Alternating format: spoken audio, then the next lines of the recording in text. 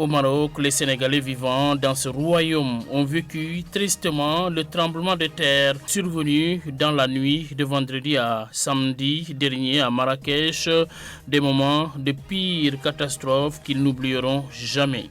Établi à Casablanca, à 100 km du lieu du drame, cette compatriote vit le calvaire comme tous les Marocains d'ailleurs en ces moments difficiles. C'est pourquoi elle lance cet appel à l'endroit des Sénégalais d'ici et d'ailleurs.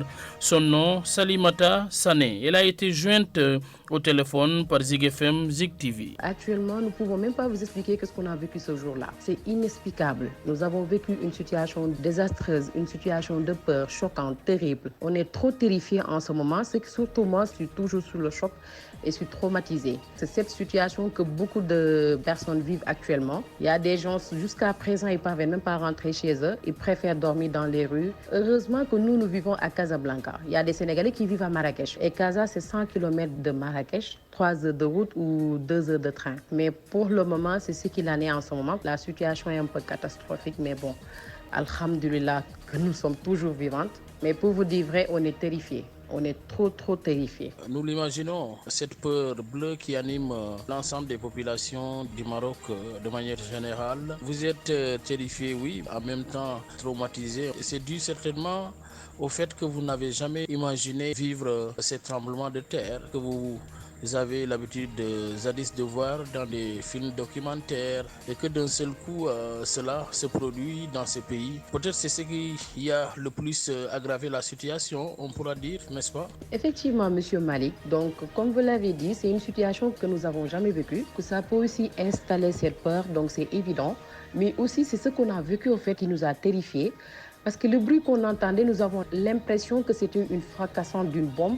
Moi, c'est cette impression que j'avais parce qu'au début, j'ai dit à mes voisins, est-ce que ce ne sont pas des missiles? Est-ce qu'ils ne nous ont pas attaqués? Parce que le bruit qu'on entendait, c'était très fort.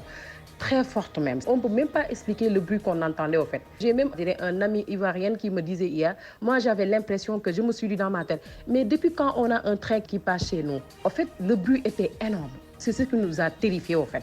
Le bruit, les secousses, la façon dont les immeubles tremblaient, c'est ce qui nous a terrifiés. Vraiment, c'est une situation qu'on ne peut même pas expliquer. Nous n'avons même pas les mots pour expliquer réellement qu'est-ce qu'on a vécu ce jour-là. Nous n'avons pas eu un accompagnement par rapport à ce qui se passe actuellement parce que les autorités marocaines sont occupées à gérer leurs blessés et les morts. Donc rien n'a été fait. Même aujourd'hui, je disais à un compatriote, je n'ai vu aucun communiqué de nos autorités sénégalais. C'est pas normal avec cette situation. Le minimum des choses qu'ils devaient faire, c'est de communiquer ou soit même d'essayer d'accompagner des gens parce qu'il y a des gens qui sont choqués, qui sont terrifiés, qui ont besoin d'un accompagnement même psychologique, mais nous n'avons pas vu cela. Et ce que je demande à nos parents qui sont au Sénégal, c'est de prier pour nous vraiment. Actuellement, nous avons besoin plus que de prières, d'accompagnement et d'encouragement. Vraiment, c'est ce qu'on a besoin. Toujours à l'écoute de Zig FM, votre radio de proximité.